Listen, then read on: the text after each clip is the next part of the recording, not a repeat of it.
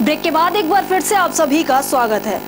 चीन के विरोध के बाद अब नरेंद्र मोदी सरकार आतंकियों की सूची में जैश ए मोहम्मद के छोटे भाई अब्दुल रऊफ असगर को डालने की बात कर रही है। चीन के विरोध के बाद नरेंद्र मोदी सरकार अब इस सूची में जैश ए मोहम्मद प्रमुख के छोटे भाई अब्दुल रऊफ असगर को डालने के लिए काम कर रही है। शीर्ष सरकारी सूत्रों ने बताया कि अब्दुल रऊफ असगर वह आतंकवादी गतिविधियों में जैश प्रमुख का साथी है और एक वैश्विक आतंकवादी है। उसको यूएन की आतंकवादियों की लिस्ट में नामित करने के लिए एक प्रस्ताव विचाराधीन है और यह जल्द ही संयुक्त राष्ट्र के लिए भेजा जा सकता है। गृह मंत्रालय के एक वरिष्ठ अधिकारी ने कहा कि हम आतंकवाद के खिलाफ अपनी लड़ाई और अजहर की तरह अन्य खतरनाक आतंकवादियों का समर्थन करने के लिए पाकिस्तान को बेनकाब करने की कोशिश से पीछे नहीं हट रहे हैं। उन्होंने आगे कहा कि भले ही चीन बार बार इसमें अड़ंगा लगाने का काम कर रहा हो, अब यह एक विवादास्पद मुद्दा बन गया है। जनपद जालौन के कोच में एनएस एकेडमी में वार्षिक समारोह का आयोजन किया गया। कार्यक्रम का शुभारंभ आए हुए अतिथियों के द्वारा मां सरस्वती के चित्र पर माल्यार्पण व तिलक कर किया गया। वहीं विद्यालय परिवार ने आए हुए अतिथियों का बैच अलंकरण कर स्वागत किया।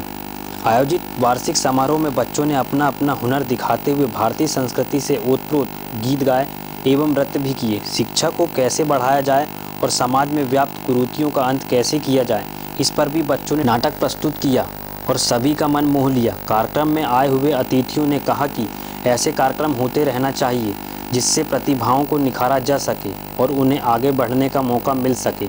हम आपको बताते चलें कि एनएस एकेडमी हमेशा ही बच्चों को संगीत, नृत्य, कला, खेल आदि में निपुण बनाकर उन्हें आगे बढ़ने की और प्रेरित करता है। कार्यक्रम का सफल संचालन शिक्षक राजेंद्र द्विवेदी ने किया। जनपद जालौन के कोच नगर में श्री गिरिराज महाराज की शोभा यात्रा निकाली गई है। शोभा यात्रा बलदाऊ धर्मशाला से नगर के मुख्य चौराहे से होते हुए चंदकुआं स्टेट बैंक, बजरिया तालाब, लवली चौराहा, भगवान मार्केट, नगर पालिका से निकाली गई, जिसमें हजारों की संख्या में महिलाएं, पुरुष एवं बच्चों ने भाग लिया। यात्रा में ढोल नगाड़े बजाते नगर में यात्रा की आवाज़ें गूंजती रही। यात्रा में बच्चों ने सुंदर रूप धारण किया, जिसमें राधा कृष्ण, लक्ष्मी नारायण रूप ने लोगों को खूब आकर्षित किया। गिरिराज भगवान की प्रतिमा आगे चल रही थी। वहीं भक्तगणों ने द्वार आए भगवान की आरती उतारकर प्रसाद ग्रहण कर मंगल कामना की। यात्रा के दौरान नगर में भक्तों ने जगह जगह भी कार्यक्रम आयोजन किया। भंडारे के प्रसाद को चखकर भक्तगणों ने भगवान से आशीर्वाद प्राप्त किया। यह यात्रा किंच नगर में विगत 10 वर्षों से 1 जनवरी को निकाली जाती है।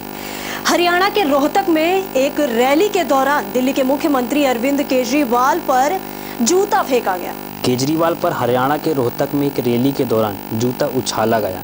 ये जूता उस वक्त फेंका गया जब केजरीवाल भाषण दे रहे थे। हालांकि जूता मंच तक नहीं पहुंच पाया। जिस युवक ने दिल्ली के मुख्यमंत्री के ऊपर जूता उछाला था, उस युवक को वहां मौजूद आप समर्थकों ने पीटा। पुलिस ने जूता उछालने वाले युवक को हिरासत में लिया है। केजरीवाल ने इस घटना के बाद ट्विटर पर प्रधानमंत्री मोदी पर निशाना साधते हुए लिखा, मैंने कहा था मोदी जी कायर हैं, आज अपने चमचों से जूता फेंकवाया। मोदी जी, हम भी ये कर सकते हैं, पर हमारे संस्कार तहजीब हमें इजाजत नहीं देते हैं। समाजवादी परिवार ही नहीं बटा, मानो रिश्ते नाते सब बट गए हों।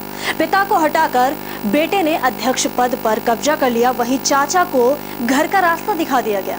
दिन भर राजनीतिक घटनाक्रम चलता रहा। यही वजह थी कि जब शाम हुई तो अखिलेश के चाचा की जुबान पर कस्में, वादे, प्यार, वफा, सारे रिश्ते नातों की हकीकत आ गई।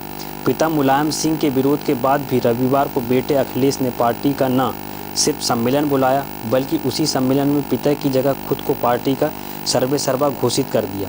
उसी सम्मेलन में चाचा शिवपाल को भी पार्टी के अध्यक्ष पद से निकाल बाहर किया गया। भले ये सब राजनीतिक घटनाएं थी, मुमकिन है कि इन राजनीतिक जरूरी के पीछे इस बेटे की कोई मजबूरी भी रही हो, लेकिन इस घटनाक्रम के तमाम किरदार किसी न किसी लहू के रिश्ते में बंधे थे। शायद यही वजह थी कि जब पिता को पार्टी अध्यक्ष के पद से बेदखल कर दिया गया। तो फिलहाल के लिए खास खबर में बस इतना ही और तमाम बाकी खबरों के लिए देखते रहिए समाचार टाइम 24।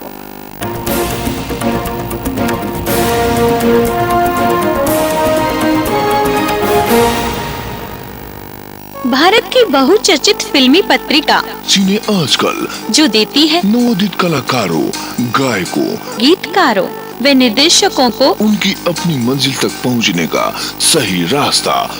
आपसे आप तक सिने आजकल। नया मगर सबके जुबान पर एक ही नाम, सिने आजकल। विज्ञापन, interview, film promotion, press conference के लिए संपर्क करें। सीहेक media. Mobile number 9350816300। Email ID है cineajkalindia@gmail.com।